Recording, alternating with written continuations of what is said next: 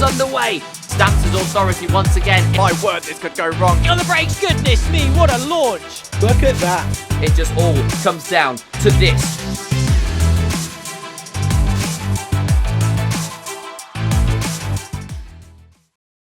Hello, ladies and gentlemen. Welcome along to another round of your APC season. It wasn't going to work for a second. It decided to work in the end. We're here today for a race around the Baku city circuit around the Azerbaijan Grand Prix. I'm not going to be racing. I'm going to be commentating here tonight alongside. I'll have somebody joining me this week, so you don't have to hear my mental deterioration. I'll be alongside Owen Boldero throughout the course of this entire evening. 26 laps after a short qualifying, a full grid barring one driver who I believe has made the decision to retire from league racing. It's set up for a very, very good evening of racing, isn't it? Yeah, definitely. Hello, Joseph. And we have a very, very interesting circuit of Baku. It's one that it's kind of a 50-50 when it comes to tyres. It's going to be 100% a nailed-on two-stop for these drivers in this race. But some people really struggle to make the two-stop work, myself being one of those when I was still racing. But as you say, yeah, we got a full grid tonight, except, of course, the absence of Stephen Snell, who has made the decision to retire from league racing due to some disagreements with the F1 game and F125 in general. So we will hopefully see him back in F126, but for F125, that is his done, unfortunately. It certainly might be, as well, of course, he has the option to come back any time, and I'm sure we'd love to have him back. We have Azerbaijan, the circuit, right ahead of us, and we'll be racing around there this evening.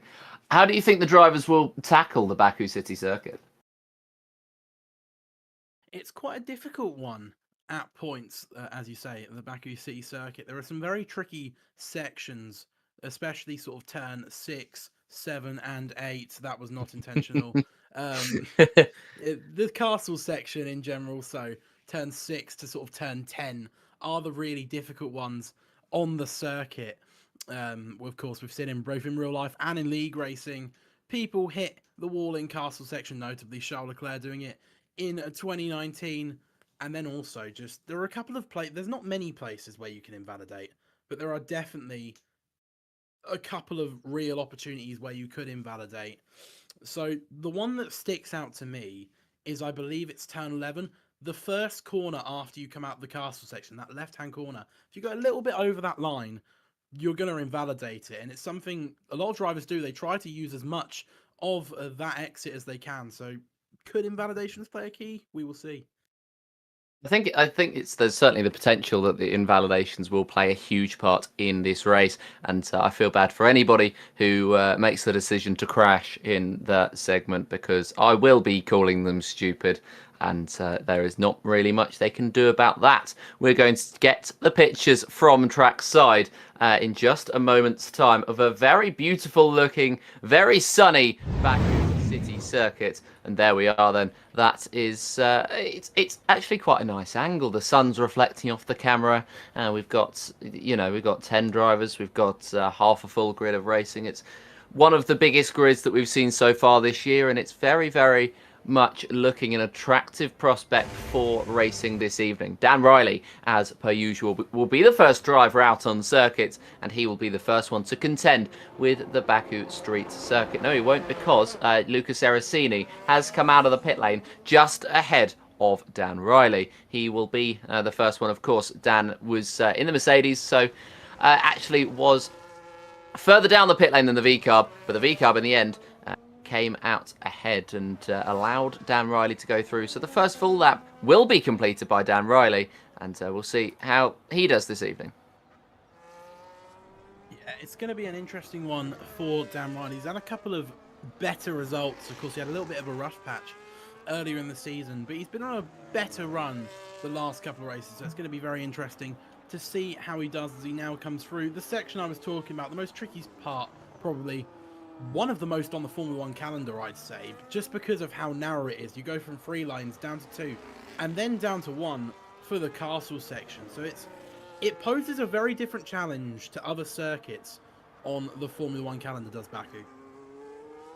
It certainly does. It's one of the most unique circuits, and unfortunately so, in my opinion, because Baku was such a good circuit that they went, right, we're going to fill up the calendar with street circuits. So while Baku was a great idea, while Baku's a very, very good circuit, it means that we get some other less interesting circuits. But I think Baku's a very interesting location to have a circuit as well. So I'm very much a big fan of this track, and we'll see what Dan Riley is able to do as he heads around the final corner, or the final braking zone at least, and will start his lap. Of course, the final section of corners on this circuit is very difficult to get right.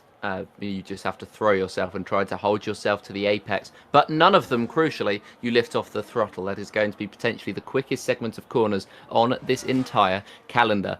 We've got yellow flags out as one of the Stuart Woodards has problems in the final corner as Dan Riley into turn number 1 tries to take the curb to throw himself out onto the exit and down towards turn number 2. Late braking, trying to turn in and get on the throttle as quickly as he can, and he's done so successfully. Dan Riley, good start from the Mercedes driver, and he'll contend on for braking zone number 3. He's completed sector number 1 pretty much. There's only one more corner to go in it, and it looks to be a pretty decent time. But everybody, if they've got similar wing setups, will be setting similar times in the first sector, just because the technical tricky section comes up in sector 2. It's a 35.381 from Dan Riley to kick proceedings off and trying to ride the curbing, but not too much to make him spin, just enough to get some turn in before you head into the tricky castle section. Do not invalidate on that first corner. Dan Riley got very close but managed to hold on to it and almost tapped the wall, so already pushing the limits of this circuit here today.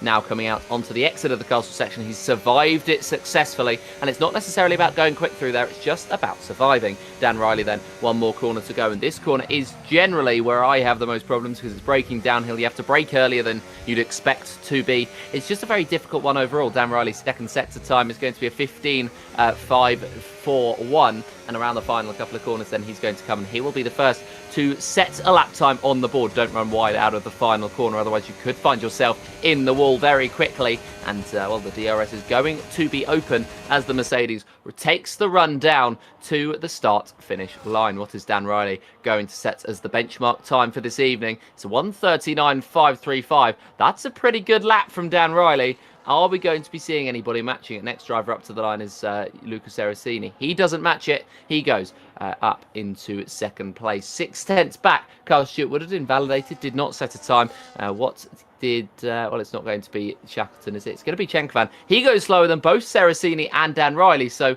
promising start from the Mercedes.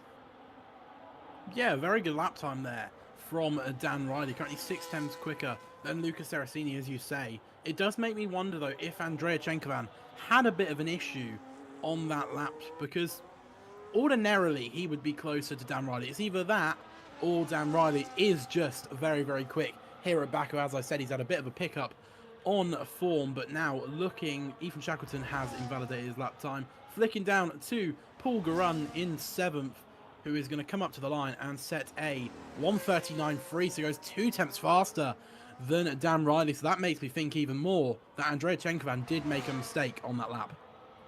Yeah, you'd think so. I thought a 39.5 was a good lap to start off with, and it still holds him onto the front row, just 2 tenths off of Paul Garung as Harry Jennings goes for the Assetto Corsa line, tries to retire on the circuit, can't quite do so. Brian Moore has retired. He's crashed out of this qualifying session. Try and watch on board. It just looks like, oh dear, he's outbraked himself, and that's going to be the end of Brian Moore. What he's done there is he's hit the turn 3 wall, sheared his front left wheel off, and then his car has just gone straight on into the barrier.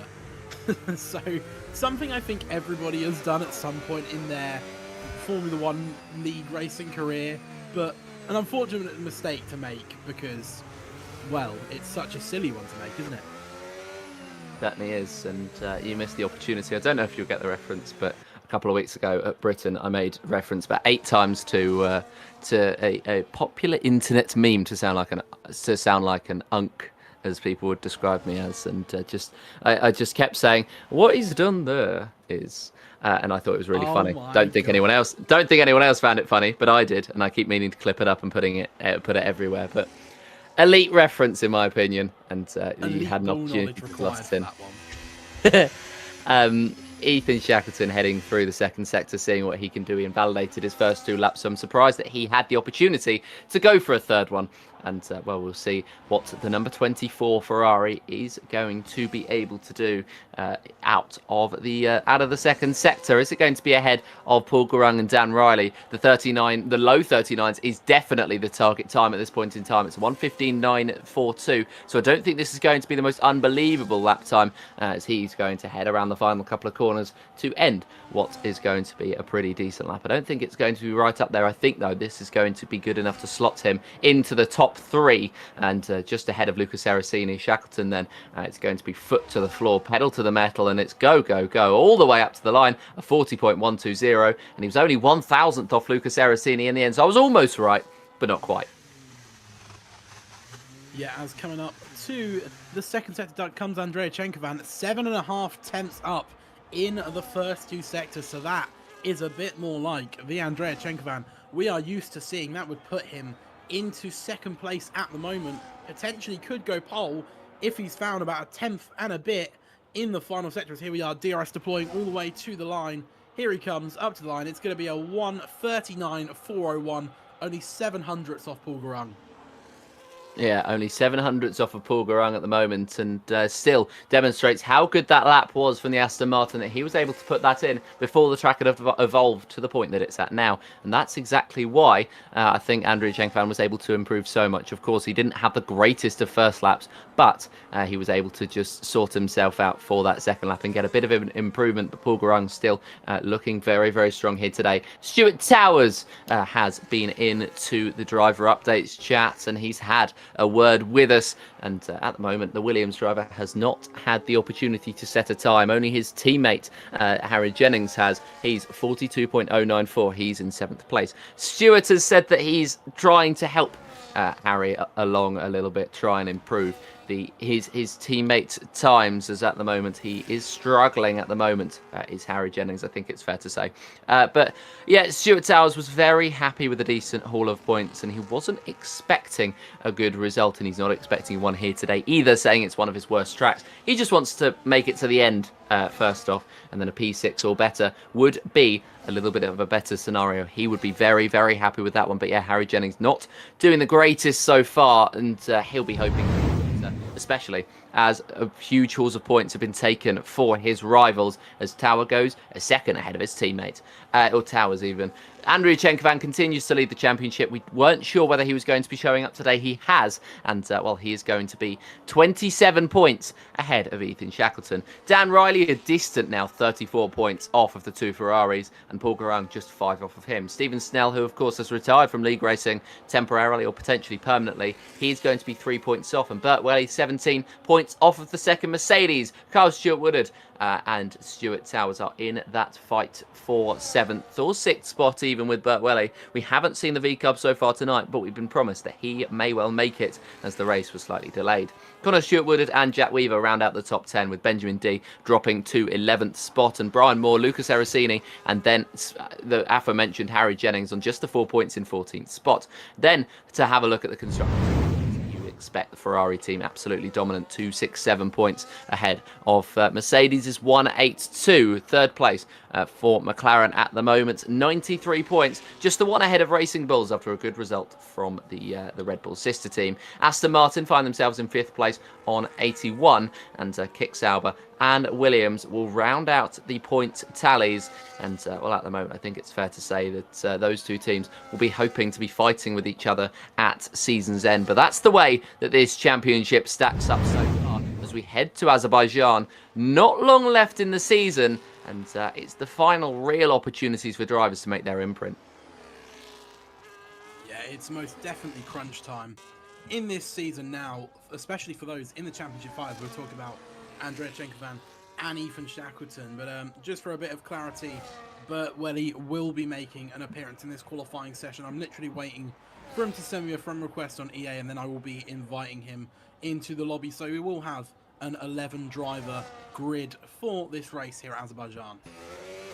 Yeah, we will be, thankfully, and that will be a very, very good prospect to watch as the first few laps have come in for, well, the first laps have come in for everybody, and Burt Welly, just right on cue, has joined the session. At the moment, Paul Garung holds that first place, Andrea Chenkvan in second, and Dan Riley in third place. And, well, Dan is looking to improve, I think, on this occasion. He's the only driver out on a push lap on the circuit at the moment. Lucas Erasini and Ethan Shackleton split by just the 1/10 or 1/1000th even of a second for fourth and fifth, as Dan Riley, huge gains in the first sector, allegedly purple, but of course, we don't quite know. Stuart Towers finds himself in sixth place with the two McLarens, seventh and eighth for the time being, with Brian Moore, who of course has retired and won't be improving on his 41.8, and Harry Jennings rounding out the field for now, although Burt Welly will make it 11th place and will hopefully improve if he's able to make it into the session proper and actually set a lap time with 5:40 left in the session. He's probably only got one opportunity to do so, and that'll be coming up soon. Dan Riley is going to be cutting it very fine as he comes around the final braking zone.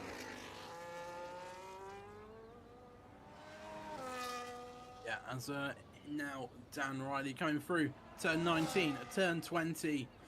They're more curves than corners, really, when you think about it, because you don't have to particularly brake for them, do you? You just flat out through them, so they're more curves than corners. But anyway, up to the line comes Dan Riley on his second effort, and it's going to be a 1:39.049. Goes pole position by 3/10, so that just tells me that the track has evolved significantly. So that bodes well for the end of the session, and can Dan Riley get in time to get out again for the end of the session and the final run? We will see whether he's going to be able to. He's got to zip it around now as Andrea Chenkvan starts what looks to be his final run. He may well be going for a 2-lap run, which means this first lap is just all about burning the fuel and making sure you have as close to 1 lap left as you possibly can. But, of course, we will wait and see to see if Andrea Chenkvan is actually able to compete with that and is actually able to do that, or if he's changed his mind and is actually just going for a push lap right now. He's heading through the end of the first sector and in towards the second, and the split time is where we will see a true indication of whether the Ferrari is pushing on this lap or not. Out of the corner then and down towards the first sector split time, it's going to be an improvement for Chenkvan, so he is pushing and he wants that pole position that currently held by the Mercedes of Dan Riley. He's 3/10 ahead of Paul Garung, 3.5 ahead of Chenkvan. That could be all set to change. Yeah, as now through the castle section comes Andrea Chenkvan, absolutely flicking the wheel as hard as he can into turn 11, turn 12. And then you're going to be burning a little bit of ERS for here. You're into turn 13 and then 14 incoming. And then you've got to brake, downhill braking for turn 15. And make sure to not touch that curb too hard. Get as close to the wall as you can on corner exit and up to the end of the second sector. That is going to be a 2.5 and 10th improvement for Andrea Chenkvan.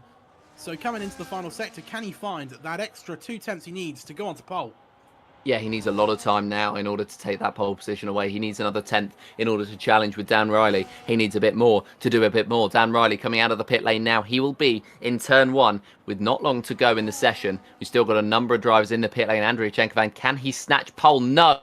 He can snatch the front row of Paul Garung, though, and the Aston Martin will be looking to improve on his time from before. But Dan Riley looks like he might be on for a surprising pole position against our championship leader, and this could be very, very intriguing throughout the rest of the race. Of course, we know that Dan Riley is going to fight for the win regardless of what he does, but I mean, Ethan Shackleton, if he's able to get up there, that could really spice up the championship fight with not long to go in the season. Our final sprint race is next week at Singapore. Of course, that will be broadcast from 7:30, and then we'll be taking you through the action from 8:30 afterwards. So I think there's ample opportunity for their drivers to do something next week. If Ethan Shackleton wants to do anything in this championship, he's going to want to be quick then. But being quick at any point is going to be a bonus. And, well, Ethan Shackleton will start his final run soon. He's going to want to be on that front row.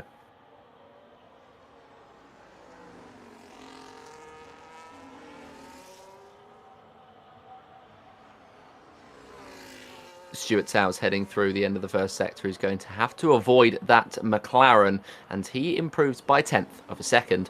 Good start from Towers as he tries to make his assault on the lap times in the 1:40s, but Lucas Erasini and Ethan Shackleton, when they both find themselves in the 1:40.1, so it's a huge high bar for the Williams to try and get. He had through the castle section, coming out on the exit of it successfully, and well, he'll come up to the second sector split time in just a couple of moments' time. That is, if he survives the next braking zone.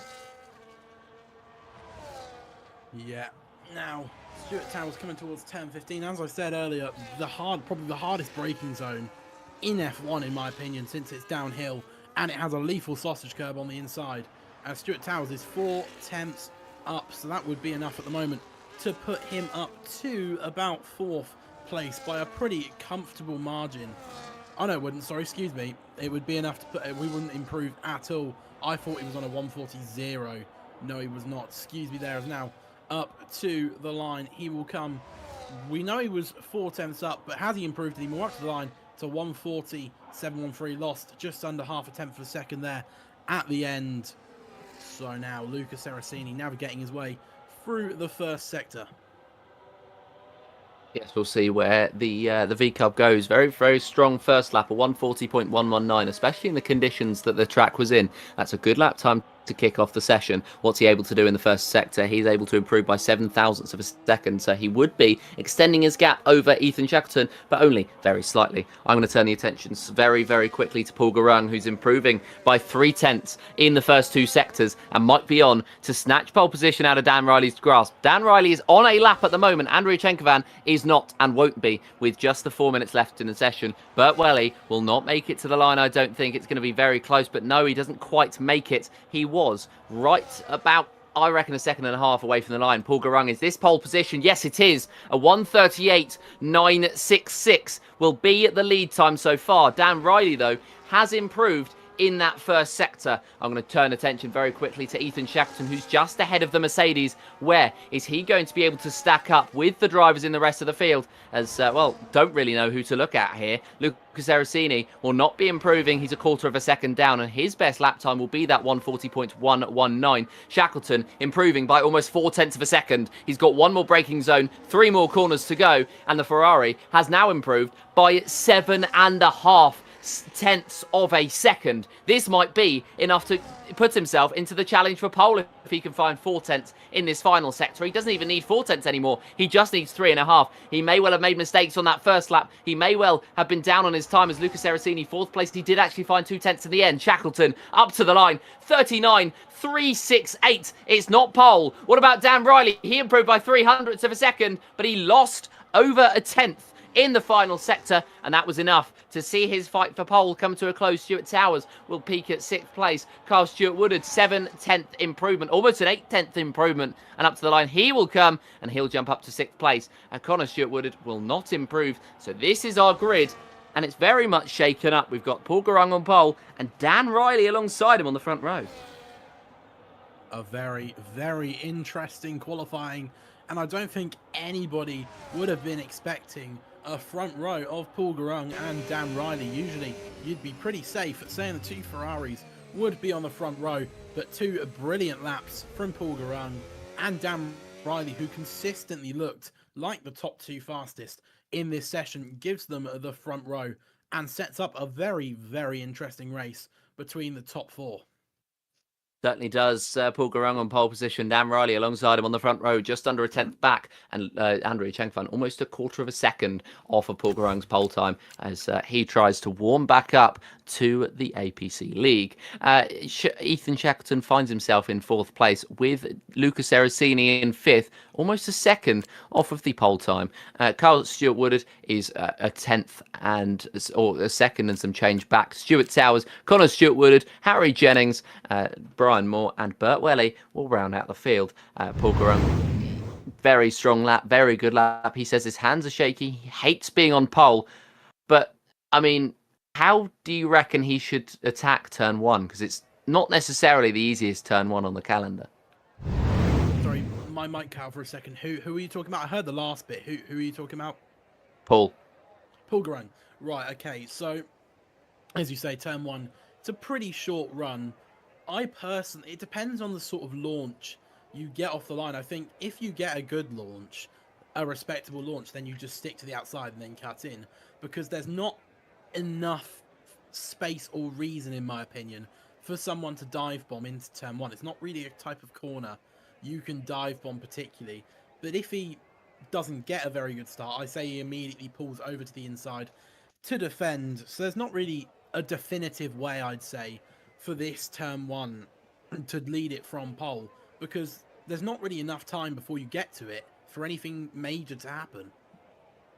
I'd rather be on the front row of the grid. I'd rather be in P2 than be in first place, just because it's very much a difficult turn one to approach from that inside line. And we have seen in the past from one particular driver when they've had problems heading into that first corner. But now we will just wait and wait and wait for the action to get underway. A lot of empty seats in the paddock, as normally they fill them up. So interesting today that they are empty. Maybe they're all down trackside watching and waiting and hoping to see some very good action. I'm sure they will be getting the opportunity to see a lot of very good action out on the circuit here today, and we are just a few moments away from it. The drivers getting their final preparations in. I'm expecting this to be a nice and simple one-stop strategy-wise, but which way round is it going to be? Is it going to be the hards or is it going to be the mediums? The majority of the drivers will be starting on the hard compound tyre, including the two on the front row. Andrea Chenkovan hoping for a charge forward. He's on the mediums at the moment, and Connor Stewart-Wood is also on the mediums, so maybe he's trying to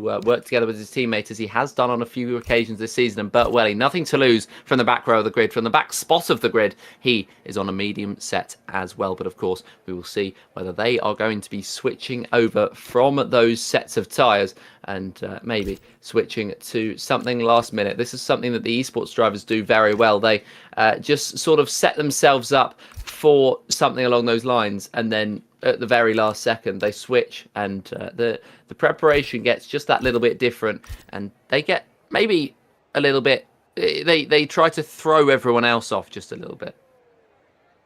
Yeah, that is something esports drivers do very, very well. Ordinarily, really, strategy in esports is something that is pretty universally agreed upon. Like, you only generally see 3 or 4 maybe people doing an alternate strategy compared to everyone else. Generally in esports, you see everyone on the same strategy. So sometimes, unless you're going for something different, it can be a bit pointless. It's just, of course, to give your opponents less information of whether you're doing the same or not. But, yeah. And now all the information has been revealed as to what tyres everybody is on, and actually some of them have made the switch last second. Ethan Shackleton being one of those, Paul Garung being another one on that pole position, and then Harry Jennings as well further back is going to be starting on the medium compounded tyre. Everyone else is on the hard, and well, Carl Stewart-Woods are going to be very cold, stony hards on the third row of the grid, because he has been disqualified from this formation lap straight away. The possible race strategies, according to AWS, who notoriously unreliable at the moment, suggest a 2-stop. I would disagree with that, especially because the 2-stop suggests 2 sets of hards. I'd imagine that the majority of drivers here today do not have 2 sets of hards, but I mean, they can think whatever they like. But yeah, I mean, we're going to get the opportunity to see the drivers shortly, and well, I mean, it's going to be interesting around this circuit. Of course, we haven't run it that often, and well, it's a 2-stop strategy, not necessarily the most viable one, but sometimes people can fall for Mark's words.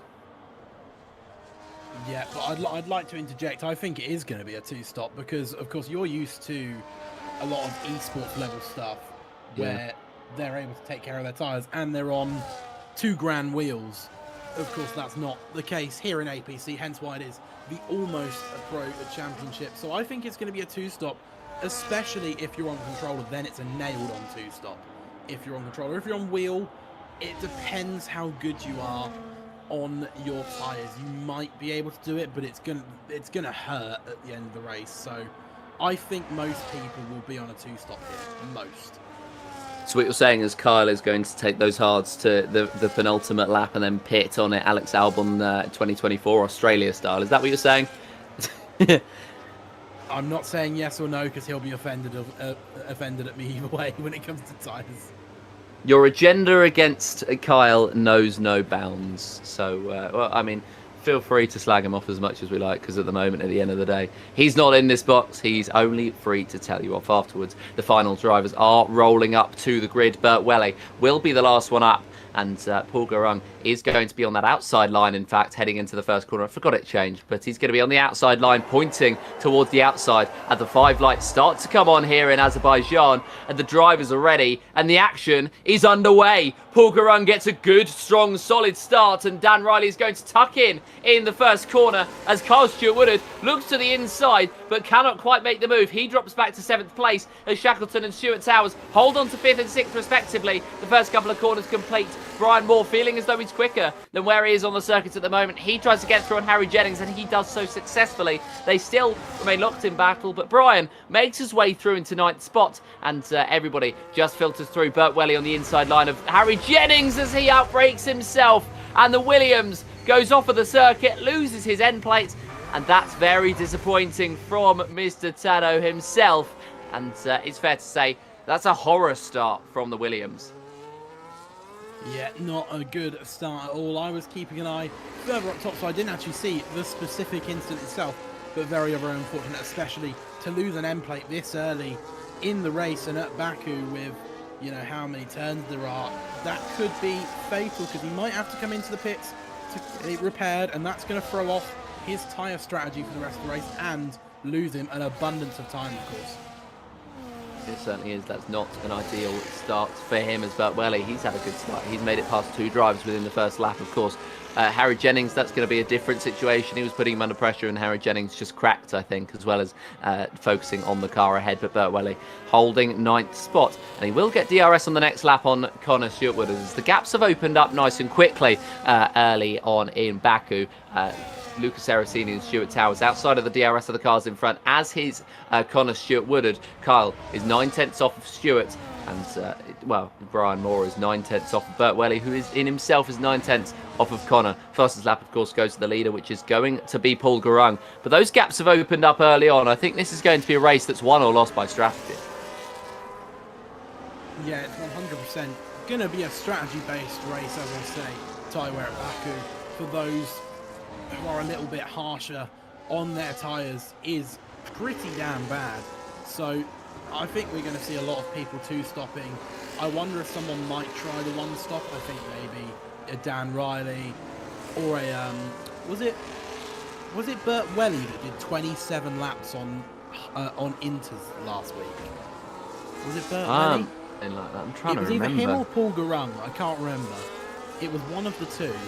Because I went back and briefly flicked through the race to see what happened, and someone did like 27 laps on Inters, which is crazy. So if you're that kind on your tyres, then yes, you could 100% do a one-stop. So I do wonder if somebody is going to try the interesting and go for a one-stop.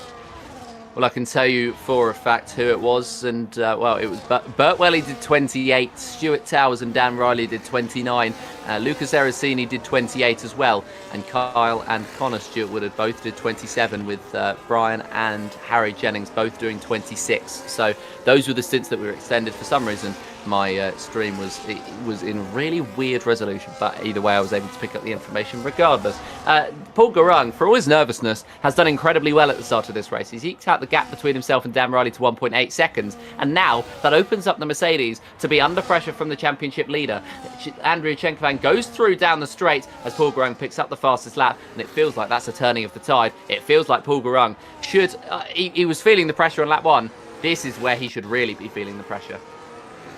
Yeah, he has got a serial winner in Andrea Chenkovan behind him now, who is going to be closing that gap like mad. But don't count Dan Riley out of this race. He may be down, but he's definitely not out. He's on those hard tyres. So come sort of lap 7, lap 8, those tyres will get to a crossover point, and he will be on the better tyres. Yeah, at the moment they will be, and it's all about trying to maintain your gap between yourself and the cars ahead. Of course, Dan Riley started on those hards, and he, of course, had a natural pace drop off from the back of Paul Garung, but now he's trying to hang with Andrea Chenkovan. As my data, of course, my data is skewed by the fact that it's esports drivers, but my data would suggest that the mediums would last about 10, 11, 12 laps, something like that. So I imagine you're suggesting something more along the lines of 7, 8 or 9.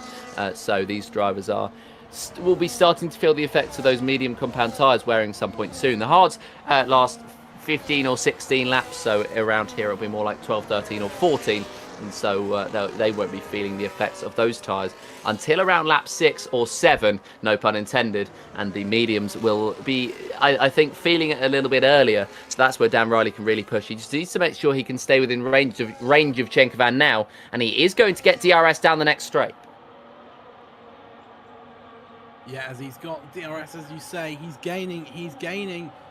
Andrea Chenkovan has been losing time to the back of Paul Garung, so Dan Riley is just going to steam past Andrea Chenkovan, and there you saw the power of DRS, one of the only circuits that DRS actually works on this game. Certainly are. It's got 2 DRS zones that back onto each other, so it's a really, really good opportunity to try and make something happen in this race. Andrea Chenkovan maybe looking to the inside of Dan Riley, but no, tucking back in, not wanting to make the move at this point in time. These two fighting is going to benefit Paul Garung, as of course they're going to build up the gap to the leader, but also it allows the opportunity for Ethan Shackleton to keep his nose in the battle. He is just a second off of Andrea Chenkovan, and it feels as though he doesn't care about the battle. He doesn't care who comes out on top as long as he's still involved at the end of it. Yeah, definitely, and I think we're in a very crucial point for his championship fight. He's about 30 points down on Andrea Chenkovan, so he needs every single point in his favour at the moment, so he'll be hoping he can get past Andrea Chenkovan and then also get past Dan Riley, and even if he's got the pace to push towards Paul Garung towards the end of this stint, he needs everything in his favour at the moment, as 30 points in a few races time could be an uncatchable gap. Certainly could be. They wouldn't want an uncatchable gap, especially with not many laps gone in this race. Only 22 left and only 4, almost 5 gone. Paul Garung currently 2 seconds ahead of Dan Riley, who is having real resurgence in pace with Andrea Chenkovan. Outside of the DRS, he's really got the confidence as the Mercedes to continue his run on, and Chenkovan trying to push to try and get into it on out of the second corner on the racetrack. It does, though, mean that Ethan Shackleton is pretty much unchallenged in his move for third place, and he makes his way up into the third spot ahead of his Ferrari teammate. And now Shackleton holds the shackles, and he's trying to really kick everything into gear.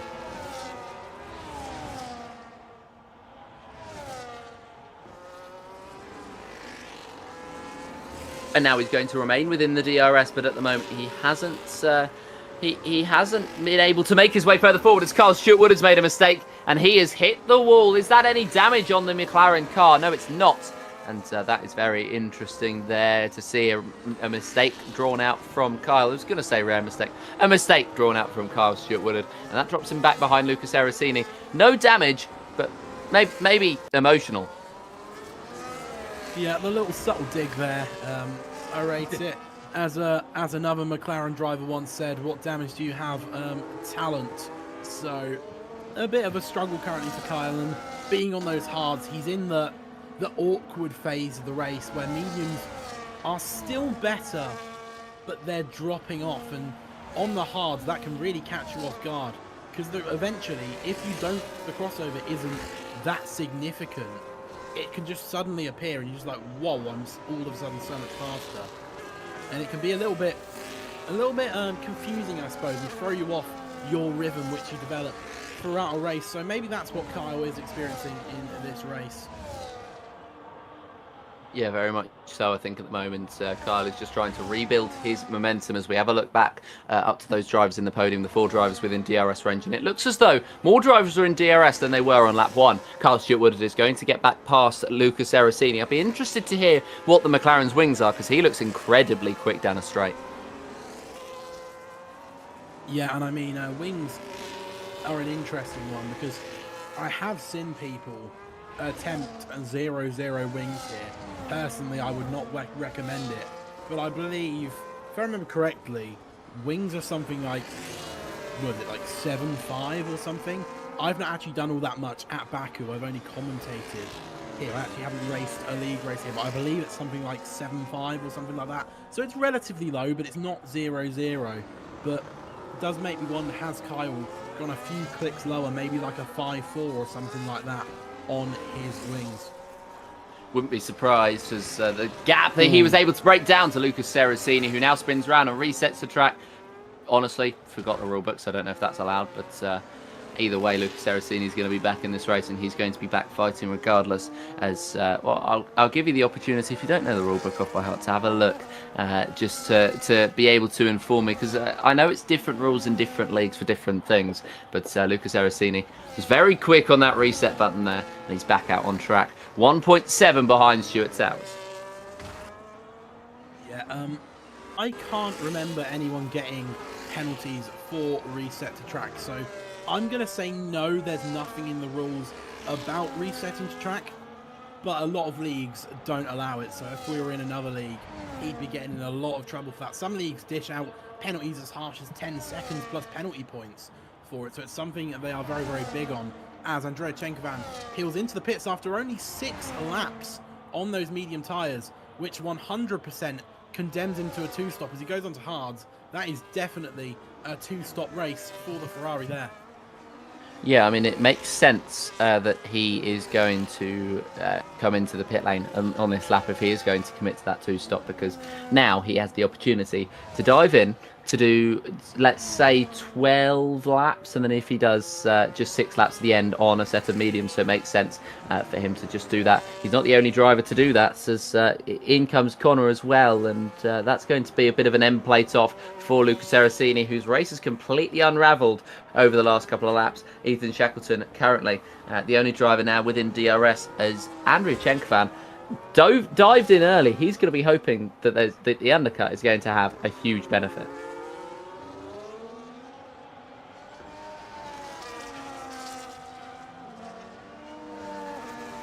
But we will see who is going to be ahead as we get to the end of lap number 7, and it's really given the opportunity, the freedom for Ethan Shackleton to attack Dan Riley, and Carl Stuart Wood has made his way back into the DRS of Burt, so the McLaren's flip-flop inconsistent race is going to hope to settle down into it now and try to fight with Burt Welly for that 4th spot, as we've had Brian Moore disconnect. He's just joined back, and I'd imagine that's exactly what Owen was doing just a moment ago. We're going to come around up to the line with the DRS, and we'll see what these drivers are going to be, what they're going to be doing. How much time is Shackleton going to be gaining with the DRS? No, we won't, because Dan Riley is into the pit off of a set of the hards.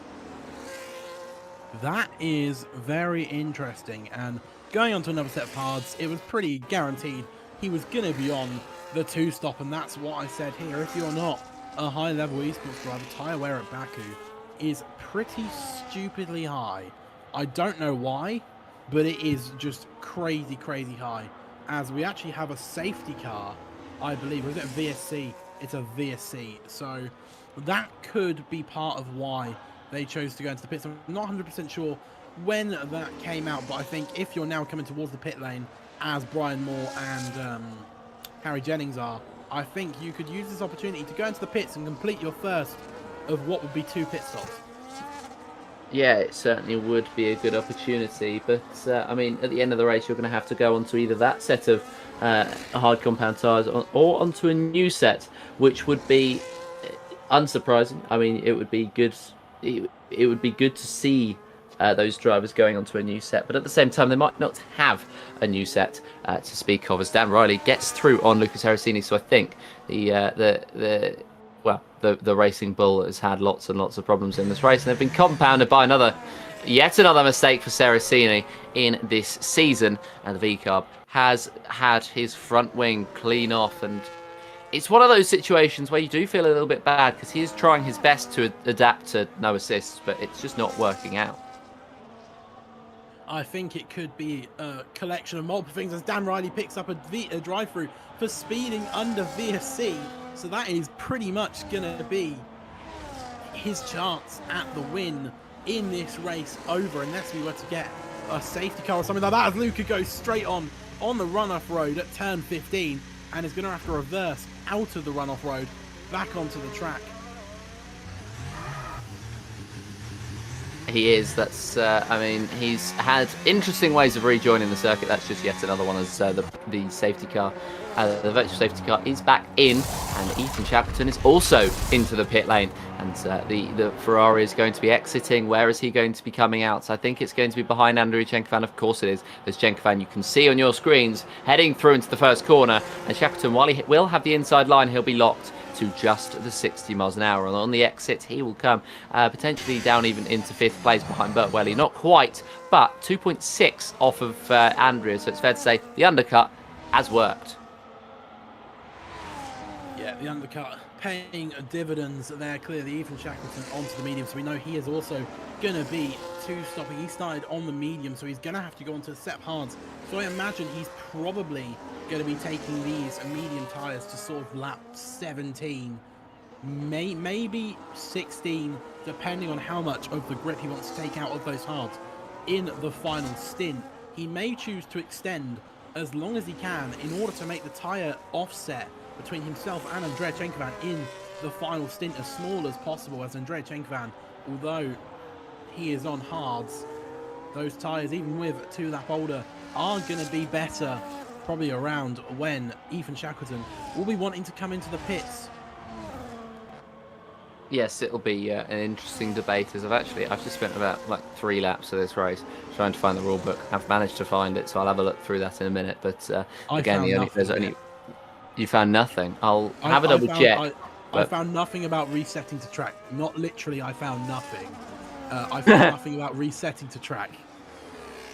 Well, I'll trust your 4 eyes to have a look to see it more than my 2 eyes, whether there is actually something about it in the rulebook. As Paul Garang, leader of the race, is in, which hands the lead to Carl Stuart Woodard. He can't say that very often, but the McLaren does lead the race. Paul Garang is going to be out behind Chenkovan. Is he going to be out behind Shackleton as well? As Shackleton around the first corner, Paul Garang is going to be just about ahead, I think. Indeed, he is. But this is going to ignite the fight. He bridges the gap between the 2 Ferraris and might give them both DRS, both the Aston Martin and the second Ferrari. Might benefit from this move.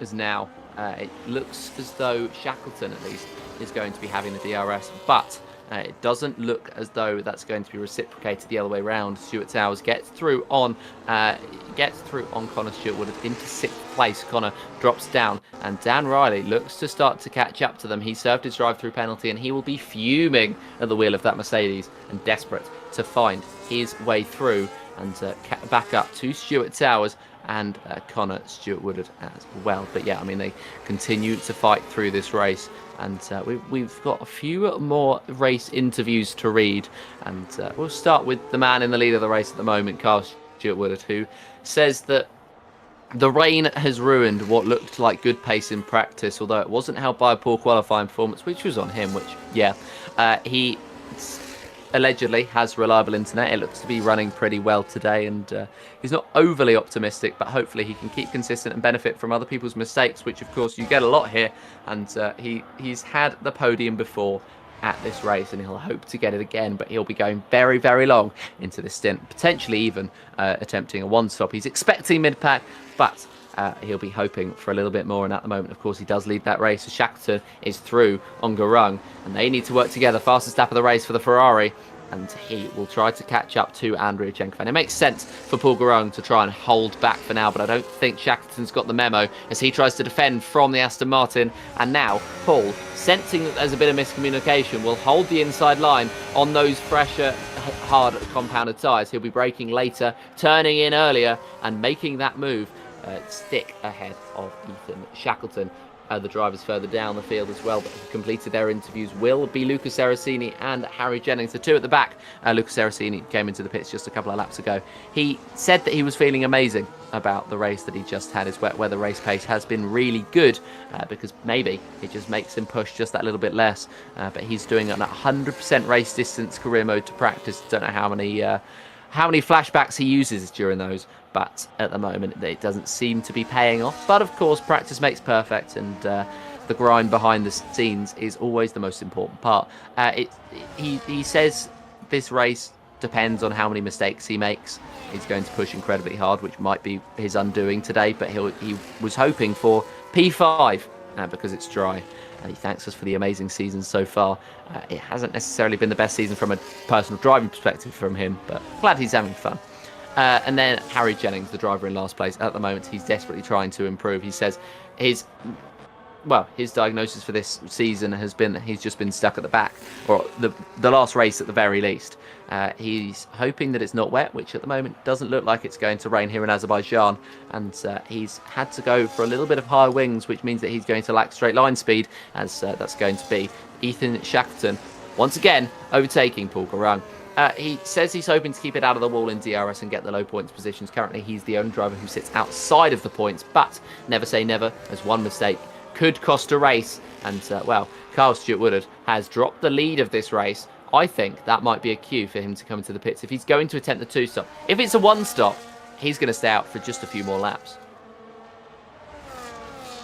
I think he's gone far enough that he's committed himself to a one-stop here, personally. I mean, realistically, if he comes in now, he's going to drop to what, 7th, 8th? From, of course, 2nd. And I mean, well, when you look at it, I mean, he's only a couple of laps off of being in one-stop range. I think if you can get those hards to lap 15, lap 16, you're in one-stop range for those mediums to work in the final stint. So I think at this point he should just commit to the one-stop. I think if he comes in now, he's in an awkward phase where mediums wouldn't go to the ends, so he'd have to come in and stop again. But then, if he was to come in, he'd have to come in probably like lap 20. What do you go on to then? Another set of mediums, another set of hard, another set of softs? It's a really awkward time to pit. So if he can get those hards to lap 15, 16, then I'd say he should. Yeah, I think that's going to be the plan. As, he's going to commit to the pits, I think. Oh, so maybe not. Not. Make your mind up. He's just going to allow the Ferrari ahead through. He knows that this isn't his fight, and this is basically like watching GT3 lap traffic in a endurance race. He's going to be overtaken quite quickly by Paul Garung. He's not going to allow him through, but Paul Garung is going to get through nonetheless. And that's going to be the Aston Martin moving up yet another position, and now on the back of Shackleton. These two have really, I think, lost this race in this sort of stint, because 3.6 is a difficult gap to break behind anybody, most of all, in fact, Andrew Chenkovan. Yeah, definitely. I think I wouldn't say it's over yet. I think they're still in a decent undercut range where they'd be able to maybe get themselves in DRS in a lap. I think if they lose another second and a half, then I'd say it's over. They 100% won't be able to undercut to get back into DRS or even overtake. So I think they need to not lose too much time. And then when they inevitably come in, if Paul Garung is going to come in again, of course, he came in on lap 10. And I mean, if Kyle's doing 13 laps on hards in the first stint, Paul Garung can probably do 15 in the final stint. So he may well be going to the end here. Andrea Chenkovan being on older tyres as well does make me wonder. Yeah, we'll see. And Kyle is going to be doing at least 13 laps. Is he going to be going on to another one? We will see, as he's on the back of Burt Welly now, as they're going to head down the main straight. But we're watching on with Garung and Shackleton as they go side by side and continue the fight for second place. Paul Garung holds second ahead of Shackleton. I think, Paul Garung might be committed to the one-stop. So I think it would make sense for Paul Garung to commit to the one-stop if he doesn't lose too much time fighting with Shackleton. And I think he just needs to let Shackleton through and keep him ahead and make sure that he stays within range. Yeah, definitely. I think if he can keep himself in range, then he will be able to be in very, very good contention to win this race. I mean, he is slowly but surely, now that he's got past Ethan Shackleton, slowly closing that gap. So don't count him out of this race yet.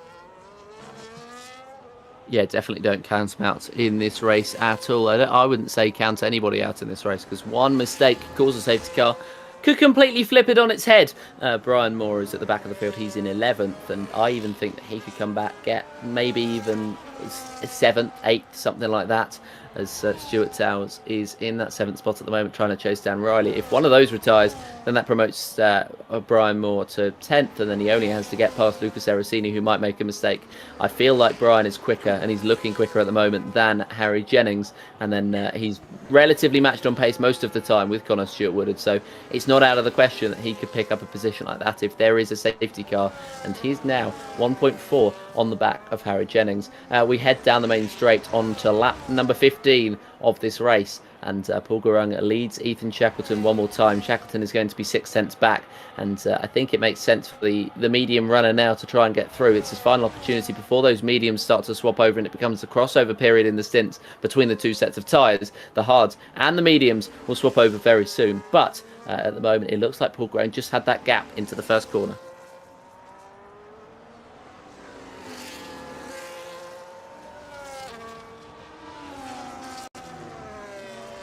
As Brian Moore does make his way through in the end on Harry Jennings, and he's not even going to need to come down the main straight. He can just come through on the exit of the Castle Chicane. We didn't quite see it, but he did make his way through. I didn't quite switch over the cameras in time. By the time that I was going to, it wasn't necessarily the best time to do so, as you would have seen him already completing that move. Paul Garung has been able to eke out that gap to Shackleton. I think he might be pushing on those hards, and I think he's going to be committing to the 2-stop with maybe a soft stint at the end.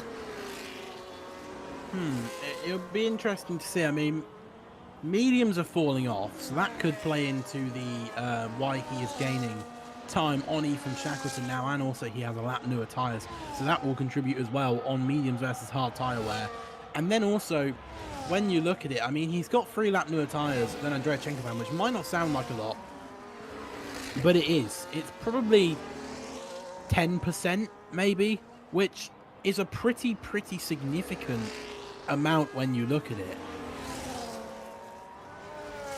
It certainly is. It's a big gap that it is at this point in time, where it's just very.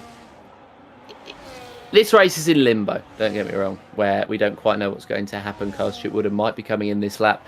We might be seeing some drivers in 2 stops. We might be seeing some drivers try to commit to the 1 stop as we head over to lap number 16. And Paul Garung, I think, is going to be one of those who's sort of in between, sort of came in a lap too early to do the 1 stop, sort of came in a lap too late to commit to the 2 stop. It's a very difficult scenario for him at the moment, but he needs to stop doing that, tapping the walls, because he's done that a couple of times now, and he did it just a couple of laps ago into the Castle Chicane. He's going to try and avoid doing it again, and well, I think everybody will try to avoid the walls, of course, but they do feel when you get towards the end of a stint like they're closing in. Yeah, definitely. I think Paul Garung is struggling on the track a little bit when it comes to the walls. I mean, he's pushing on corner exits, you can see it very clearly, and that is obviously contributing to why he keeps hitting the walls. I think he just needs a little bit more stability and a little bit more control on corner exits in order to sort of stop that happening.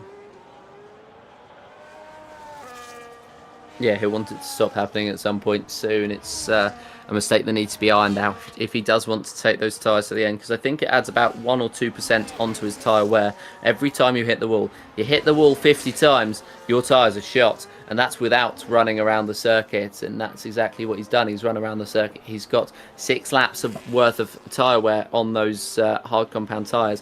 They're going to start to feel really out of shape very soon, and Kyle, he's extended that stint. I think he's going to be trying to do 2 more laps before he switches over to those mediums. I genuinely think he's trying to knacker those tyres out, push them up to around 80% wear before he makes the switch.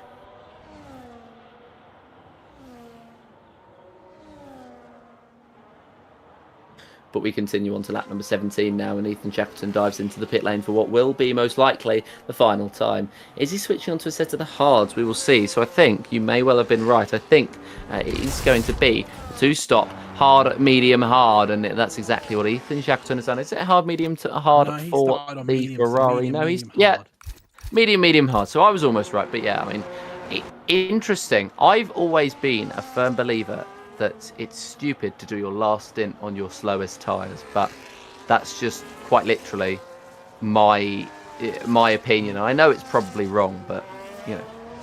I mean, when it comes to F125, I mean, I prefer hard tyres as a race tyre. Mediums just die off too quickly for you to get the best out of them, I suppose. And with him coming in before anyone else, even Shackleton, for his second stop, I think hards make sense in this scenario. Just because, well, I mean, mediums after 10 laps would be absolutely shot. So he's going for the hards for better stability and a better pace towards the end of the stint. Yeah, it makes sense, and I do understand it. I just don't think that my driving ability would hold up to that, really. But I know that's just a skill issue. We are heading on to what will be lap number 18 as Ethan Shackleton looks for a move on Connor Stewart. Is he going to be able to sneak his way through? He is, and it's not necessarily a sneak, it's a throw. That is what he's done to his Ferrari car, and he makes his way through into 6th spot. He's going to try and close down on Stuart Towers now, as he's 5.1 behind Andrew Chenkovan into the pit lane. Paul Garang into the lead of the race, and that is going to be, I believe, Harry Jennings having problems in the first corner or the second corner even of the racetrack.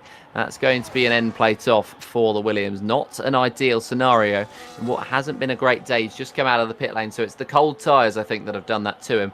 But yeah, he's got 8 laps left to go, and he's going to hope that somebody retires and he can pick up another point.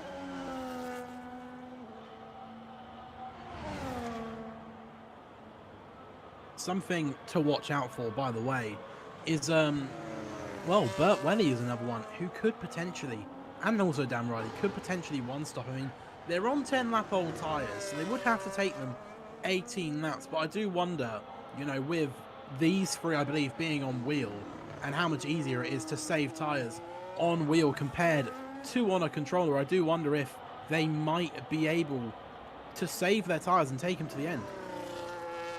Yeah, we will see whether they're going to be able to take those tyres to the very end of this Grand Prix, as Chenkovan and Shackleton certainly will be able to, and Chenkovan's on the back of Dan Riley. Now, this Mercedes could do wonders in this race for Paul Garang if he's able to hold him up through here, and well, he's not doing great in making his way through as they head through the castle section and out onto the exit.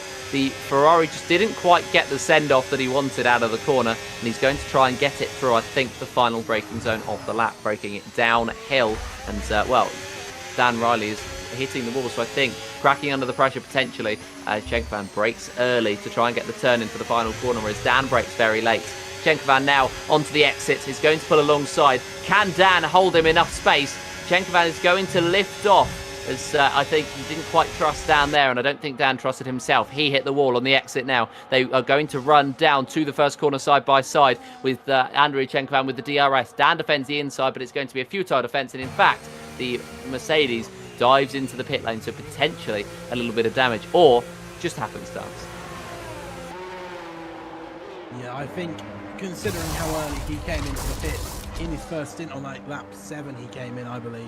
I think he was always planning to commit to a 2-stop strategy, so I think it makes perfect sense that he comes in. I did wonder at one point, as I say, if he could have done a 1-stop, but I think the 2-stop in his scenario makes more sense because, of course, he's got that drive-through. So now he has the faster, fresher tyres to go after Kyle, Connor, and then potentially Ethan Shackleton, if he can gain that 10 seconds in the last 7 laps. We'll see as Dan Riley hits the wall a couple of times. It's going to be yellow flags out on the circuit. 4, can't quite work out why. It looks as though there's going to be some sort of problem. Is that with Luca Seracini? Yes, it is. Not sure why there's yellow flags out for Luca Seracini, but either way, they've turned green once again. He's got an end plate off, and he's going to be into the pit lane. So I think maybe he's just got the turn in too early, hit the wall on one side, and then the wall on the other side. And that's why we've got the yellow flags out for the debris.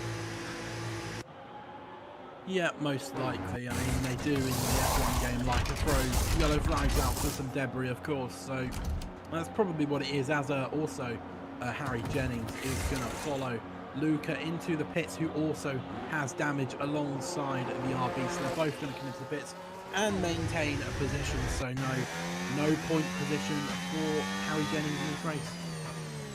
Yeah, no points positions just yet, at least for Harry Jennings. This is going to try and do 6 laps on those softs, and as I said, one mistake could cost anybody their race. Andrei Chenkovan passes lap last time around, as the Ferrari looks to see what he can do, and that might be a mistake or just DRS hitting Connor Stewart-Woodard. And indeed, the McLaren actually does duck out of it and dives into the pit lane. Dan Riley right on the back of Carl Stewart-Woodard, so we're going to be getting some good old-fashioned fighting here between these two, who have had their fair share of battles out on circuit. However, this season it looks as though Dan Riley has just taken that extra step up and become pretty much a front runner, but now he's on the back of Kyle, and Kyle will fight him as hard as he always has.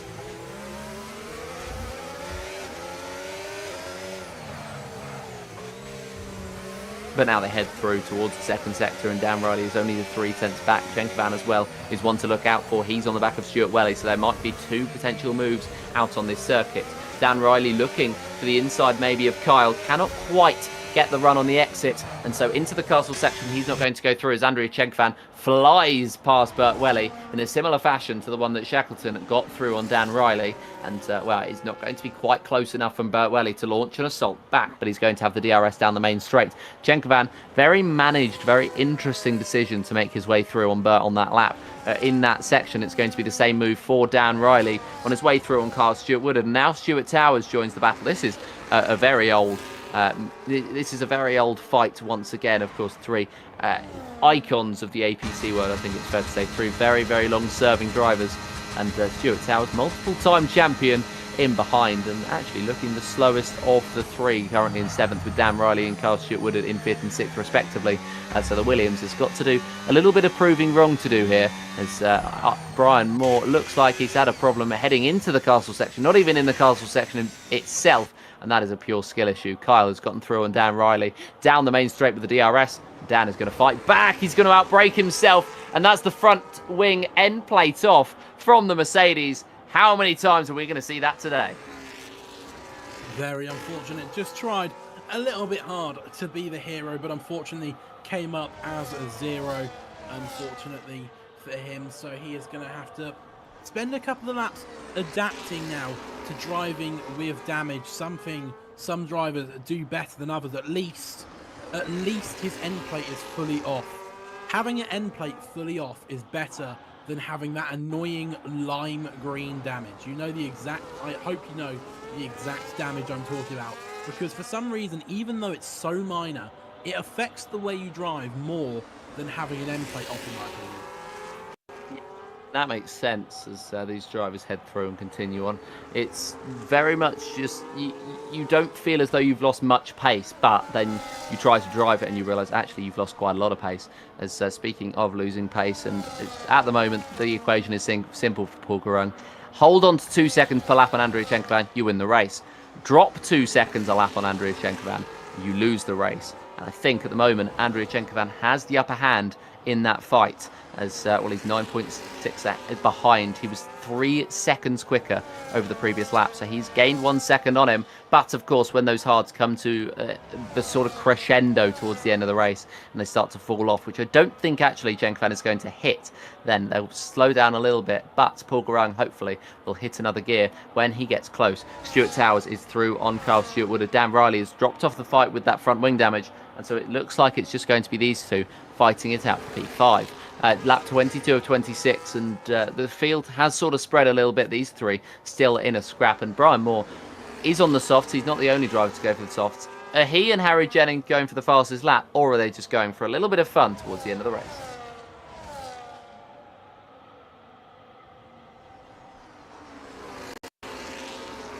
Not sure at the moment, but we will be seeing what these drivers will do towards the end of the race, and I'm sure those two will be setting their personal best laps, even if they don't set their fastest laps overall, or the fastest laps overall, even as well, Ethan Shackleton on the back of Burt Welly now. That's for the final podium position, and you'd expect with the tyre differential the Ferrari to fly past, and indeed he does, and the 24 up to P3. Yeah, a better race compared to qualifying for the two Ferraris sat in 2nd and 3rd. Currently, as you say, Burt Welly is right behind Ethan Shackleton, though, looking to take that podium away, but on much older tyres. He's probably not going to be able to fight it for too long. As you see there, he is dropping out of DRS, unfortunately for him. But what a race so far it has been for race leader Burt Welly. He's made that one-stop work at the moment so far. Touch wood. We don't want to jinx anything because, of course, there is always the chance he could get something like a puncture. But I mean, to be fair, Andrei Chenkovan is not catching rapidly. You can see him in the background there on board with Paul Garung, but he's not catching at a rate of knots, really, is he? No, not at the moment. And, well, he's trying, at the very least, to do so. And I think he might catch him on the last lap. So the Ferrari and the Aston Martin look like they may well scrap it out. But with the DRS, if Chenkovan can make it into it on the last lap, he's going to be in a world of good. And he's going to be doing a world of good for his championship chances. If not, then he's only going to gain 3 points on Ethan Shackleton. And they will take it to the next round with a 30-point split between the two, which still is advantage very much Chenkovan, but one mistake can allow Shackleton back in, but vice versa. If Shackleton has an incident, he can pretty much call that championship done, and so he just has to remain consistent throughout the rest of this race and hope to see what he can do. And we will head towards lap number 24, and Stuart Towers has made his way through on Carl Stuart Woodard, and there's still a bit of wheel hooking between Stuart Woodard and Dan Riley. There's a bit of contact. We're not going to lose our first driver into the castle section, but we got very close. Yeah, I was on board with Kyle there. I think that'll probably go to the stewards. It kind of looked like Dan Riley sort of ran Kyle out of road into the castle section, so I imagine there will probably be a steward report on that one. So I think they need to be a little bit careful, especially Dan Riley. He's got that damage. He can't afford to be that aggressive. No, we can't afford to be that aggressive at this point in the race, although they are over the lower points positions. Although, having said that, every single point counts. Carl Stuart Woodard manages to cling onto the DRS into the detection zone on Dan Riley, and so he is going to be able to bring himself back into the fight, but I'm not sure he's going to be able to fight on this occasion. Andrei Chenkovan has only gained by only gained down to 6.7 seconds, as that's going to be Dan Riley's front wing off. A little bit of miscommunication, diving out just a bit too late on the back of Stuart Towers, and that's going to be the end of Dan Riley's competitive race. Yeah, as I can tell you, Kyle was very happy about Dan Riley losing his wing there.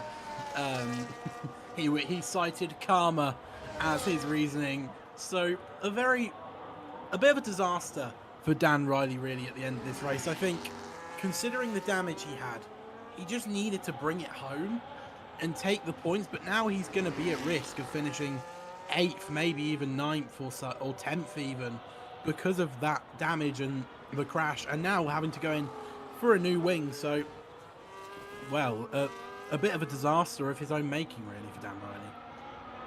Yeah, disappointing race, considering the pace that he had, of course. He was in the challenge for pole, and he had the opportunity, really, to take that pole position. He didn't end up getting it. But, yeah, it was, I think, a little bit of disappointment for Dan Riley. And, well, we will see how he does throughout the remainder of this race. Of course, with no front wing, he may well drop back. Although I don't think he's going to drop back any further than one more position. He's going to be ahead of Lucas Erricini, and I think 8th place is going to be his peak. We head on to the penultimate lap of the race then. And Chenkovan has not caught at the rate of knots that he was at the start of the stint. Very much looks like Paul Garung has managed to even it out. Yeah, definitely. And I didn't get a chance to say it, but I said that I thought Andrei Chenkovan would finish about 2.5 to 2 seconds behind the back of Paul Garung, and I still believe that is about the sort of gap he will finish behind. That is as long as Paul Garung does not get a puncture in this final lap and a half. He just needs to bring it home carefully, because those tyres are going to be struggling. Yeah, just we'll see, as we will head on to the final lap of this race in just a couple of sectors' time.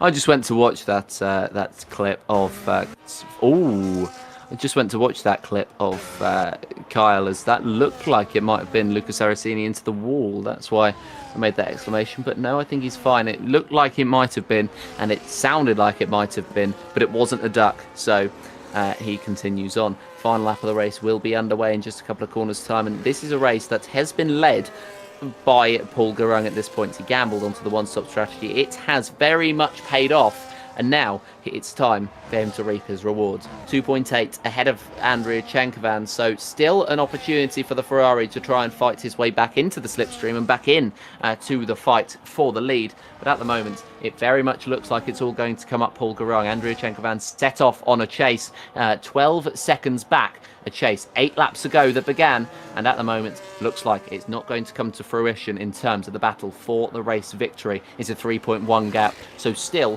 one more DRS zone to go. It could all swing in his favour, but he needs to gain 2 seconds on Paul Garung, and the consistency that the Aston Martin has shown so far, I don't think Andrea Chenkovan is going to get close enough. He has gained 4 tenths down the straight though, so the chances are still on for Chenkovan. And he needs to hope that he's quick in this second sector. That's going to be the defining factor, as it has been the defining factor throughout the course of these 26 laps. How quick can you be in the second sector? You can be as quick as you like down a straight with DRS, with all of these assists, but it's down in the corners where the nitty-gritty happens, where the hard work is. And at the moment, Andrea Chenkovan not quite closing as much as he would have wanted to. 2.2 in behind Paul Garung. There's still a few corners to go. There's still one sector to go. So there's still plenty of opportunities for him to make his way through. You'd imagine that he's going to have much more grip than at the Aston Martin. And Chenkovan making his way through on Luca Seracini means that he's going to be within range of Paul Garung. 1.6 splits the two,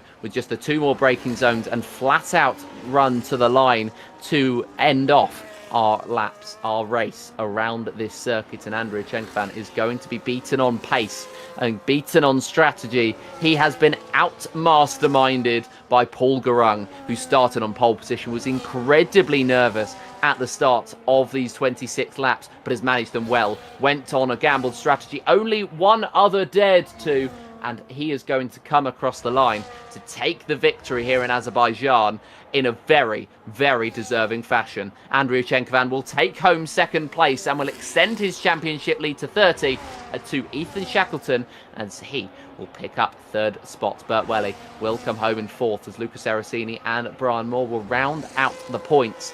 And, well, it's going to be Burt Welly and Stuart Towers, who have not come to the line yet. Towers, who is still only just under a second ahead of Kyle Stewart-Woodard. And Kyle is not going to get close enough to launch an attack. Maybe one more lap was in it for him. Maybe one more lap for Andrea Chenkovan as well. But we don't do if buts and maybes. We do absolutes. Dan Riley and Connor Stewart-Woodard will be the final finishers. Dan Riley, this race has not gone his way. And, well, he's finishing without a front wing. Fair enough. Fair play for not coming into the pits, gambling it to try and stay ahead of Connor Stewart-Woodard, even though there was nothing to lose. And he is going to end up in 7th spot. I say nothing. 2 points was the difference. And we are going to get our victors. We are going to get our...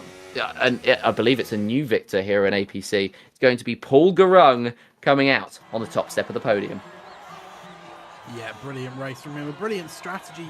One of only 3 people, to try the one stop. The other 8 drivers decided that the 2-stop was quicker, and I think I still believe the 2-stop was the more optimal strategy. But Paul Garung qualifying on pole helped him out, although he lost a little bit of time in that first stint. He gained it back just before others came into the pits for their second pit stop and was just able to manage the gap in that final stint.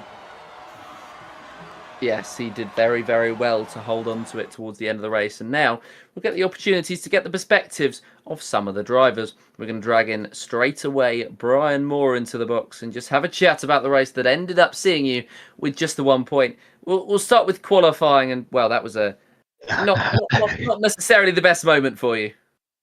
No, I don't know what happened.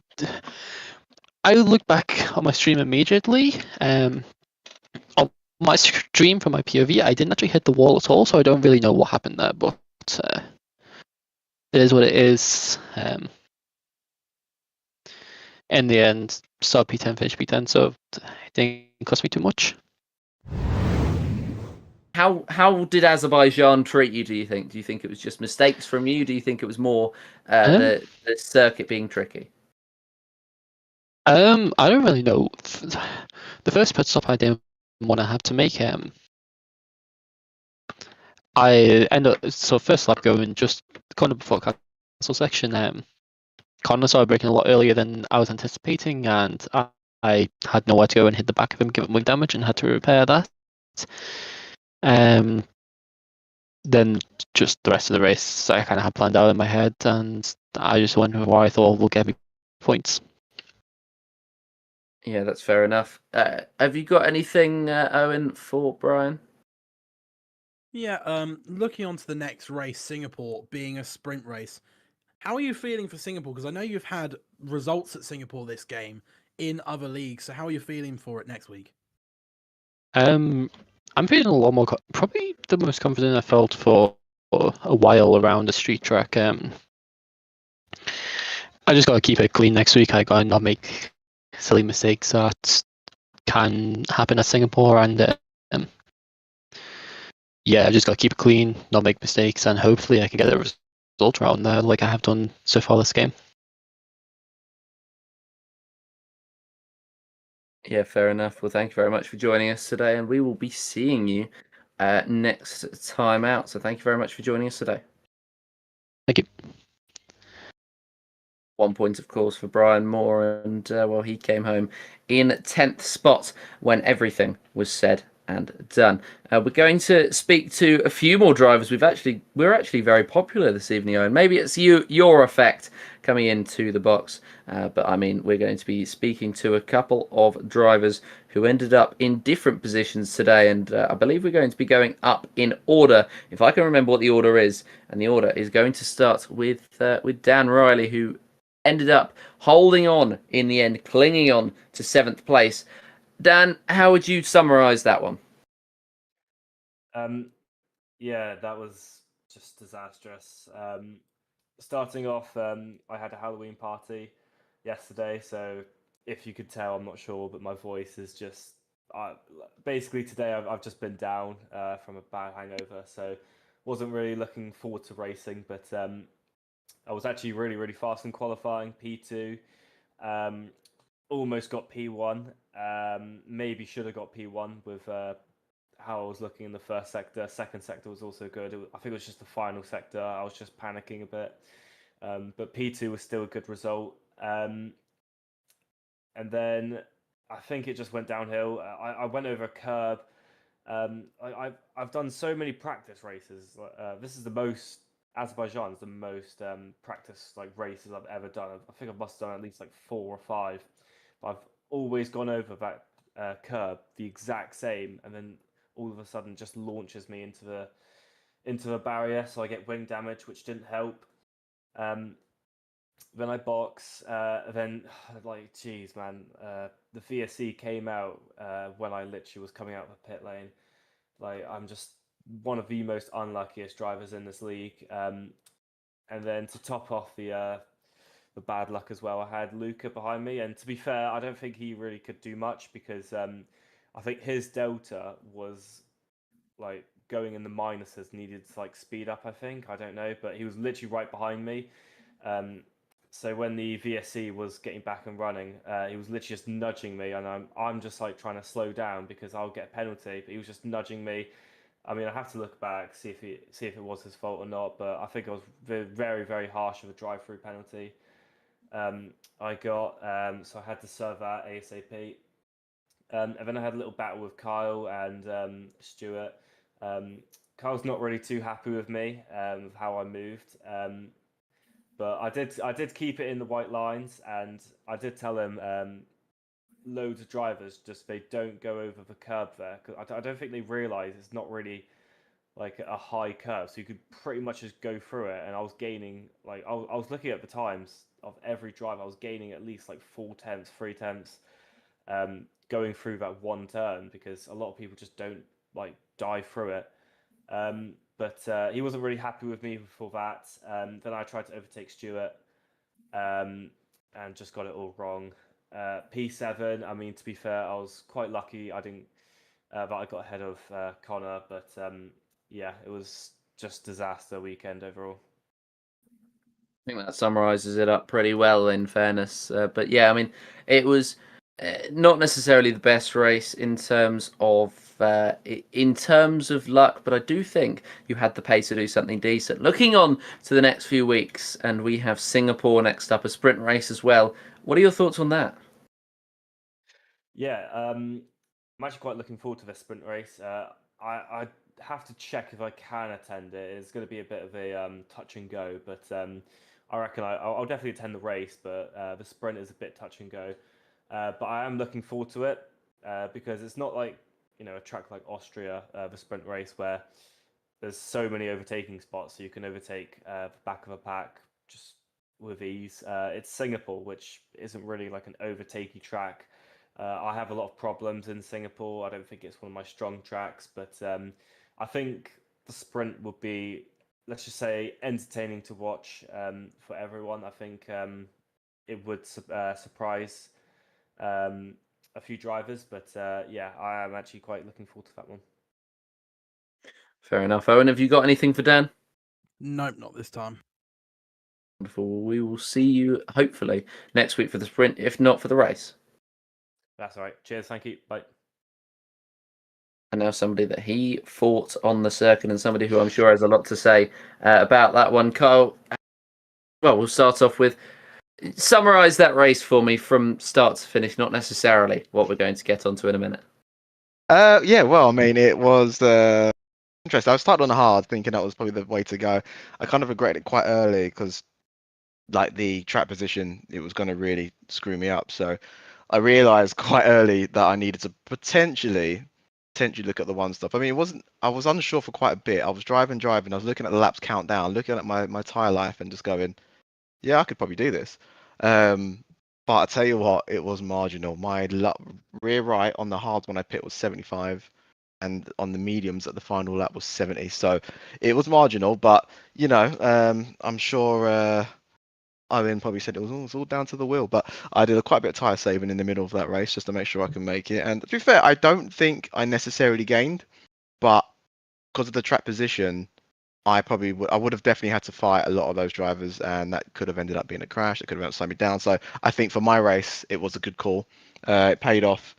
It was really, really frustrating towards the end there because I lost the rear end in that final proper corner, which cost me that time to Stuart because I was so much faster than him on that last lap, and I definitely would have had that position. I was only 2 tenths behind him at the line, so that little snap unfortunately cost me that. But it's the way it goes. It's unfortunate. I was a little bit annoyed at the end of that about it, but then I've had time to reflect and be happy with the points I've got. But should I go on to Dan Riley? Or did you want to ask me about Dan Riley?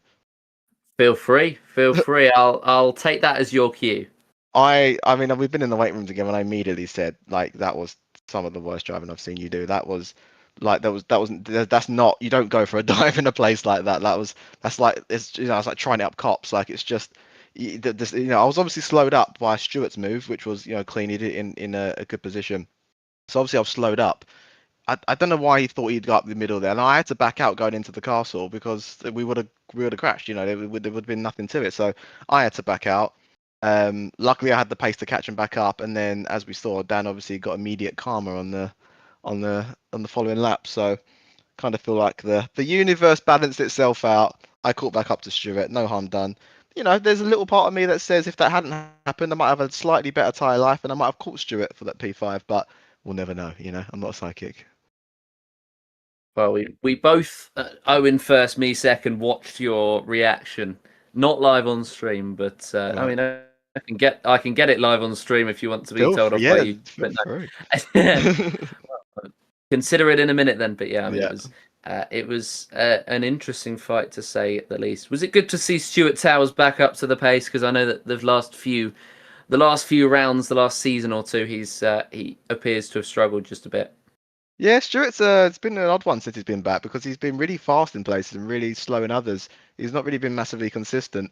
But it's good to see him back where he is. But the thing is, like, the Stuart I remember from the first 3 seasons, who was dominating the championships, was much faster than what he is now. He definitely would have been battling with me. I was miles behind him back in the day. So it's not the Stuart of old, but it's great to see him, and it's always great battling with Stuart as well. He's probably one of the cleanest people I raced with. I felt that there was a race earlier in the season where I think I slowed him up or caused him some damage or something. I felt terrible because I was just like, it's Stuart. Stuart's the good clean racer. He doesn't deserve that. So we had a chat about it afterwards, and he wasn't too annoyed. But this race was great. The racing between us was fantastic. It was clean. It was I always enjoy racing with Stuart, so it's good to see him to see him up there. And obviously, I'm battling him in the championship though, so I did want that position ahead of him. I did really want that, but there's 5 more races to go.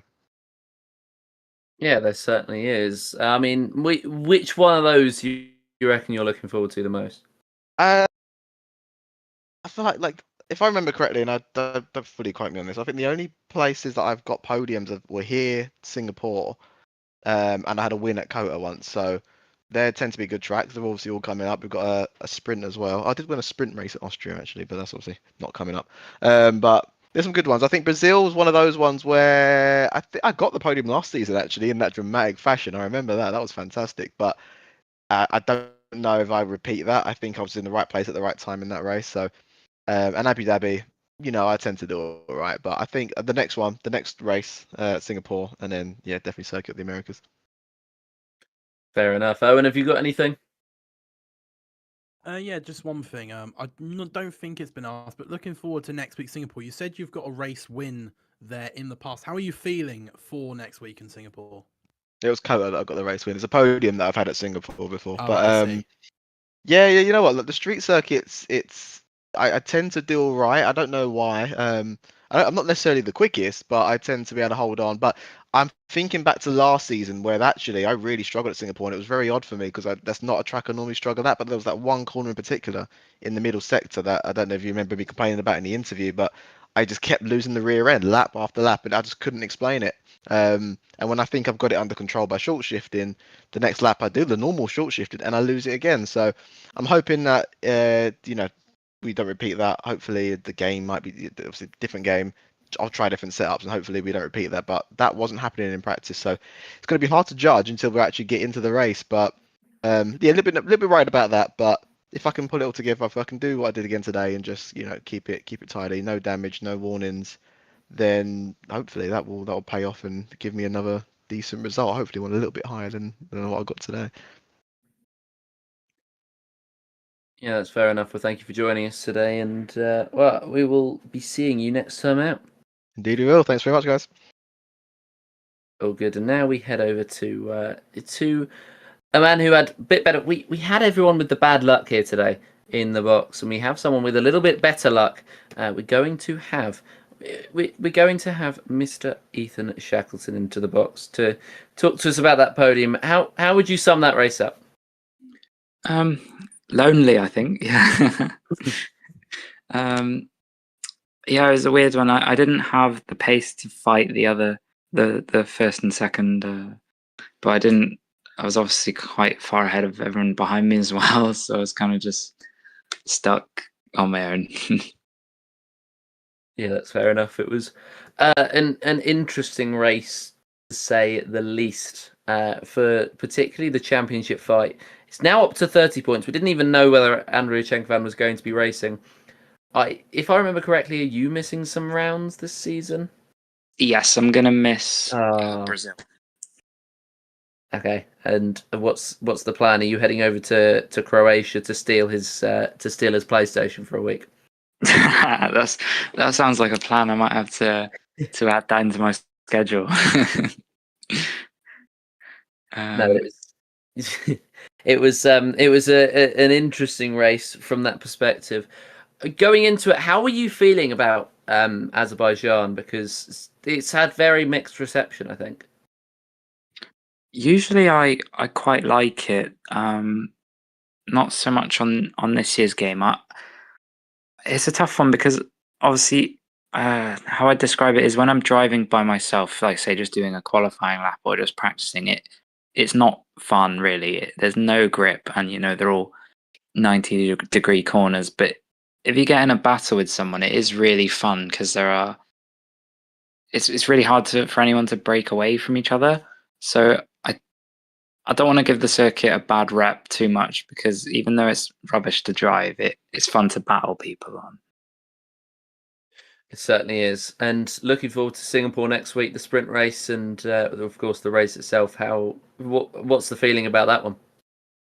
I think my pace around there is just average, just pretty normal. I don't think I'm rapid, but I don't think I'm slow either. But it is a track that I'd enjoy driving a lot more for just by myself, at least. Absolutely fair enough. Owen, have you got anything? No, nothing from me this time. Wonderful. Well, in that case, I'm going to let you go, Ethan. I'm going to let you enjoy your podium. Thank you very much for joining us this evening. Thank you. Cheers. See you guys. And that will round us off for this evening's action. I mean, it was a very, very interesting race, and strategy was king here today. I think it's fair to say the fights that we had out on circuit were good, but the strategic battles were better, and Paul Garung's strategy was even better.